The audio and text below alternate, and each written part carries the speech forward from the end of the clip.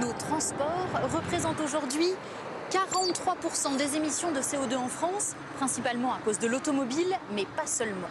Pour limiter le réchauffement climatique à 2 degrés de plus d'ici 2100, ce secteur a donc un rôle clé à jouer. Et pour cela, il existe des solutions.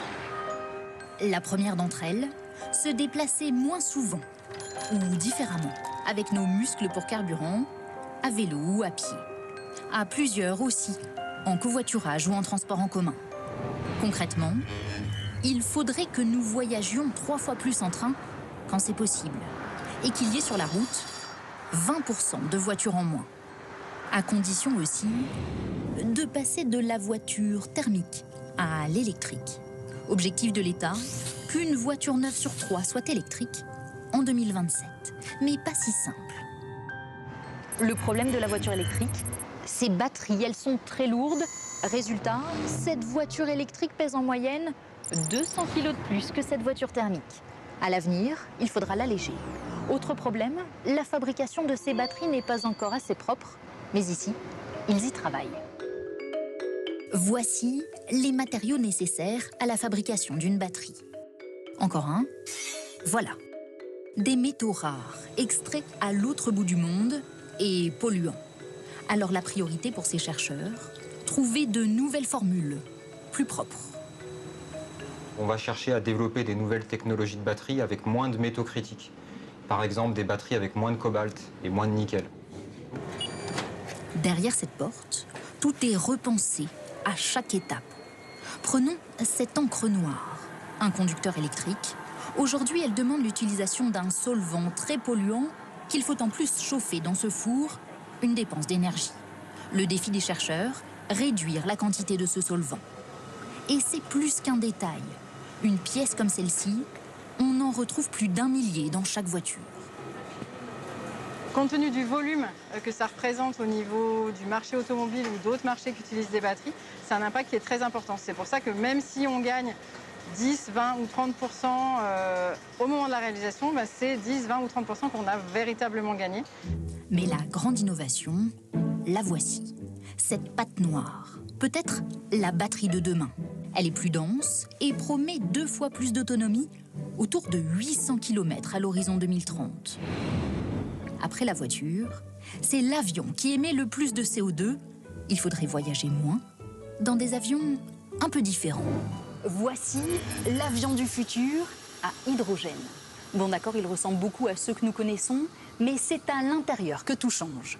À l'arrière, pas de fauteuil pour les passagers, mais c'est réservoir. L'hydrogène est 4 fois plus volumineux que le kérosène. Impossible donc de le stocker dans les ailes comme le carburant traditionnel. Mais d'ailleurs, comment fabrique-t-on l'hydrogène? Regardez, tout part de ce courant électrique qui casse les molécules d'eau, l'oxygène d'un côté, l'hydrogène de l'autre. C'est lui qui nous intéresse.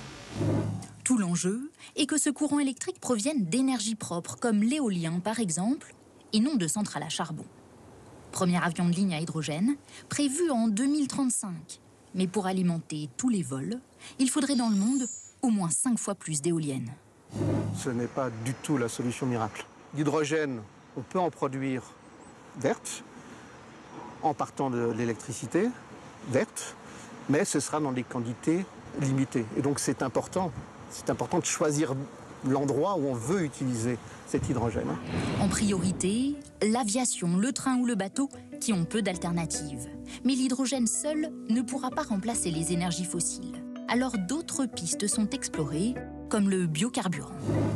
Le carburant du futur qui fera voler nos avions se trouve peut-être ici. Si, regardez.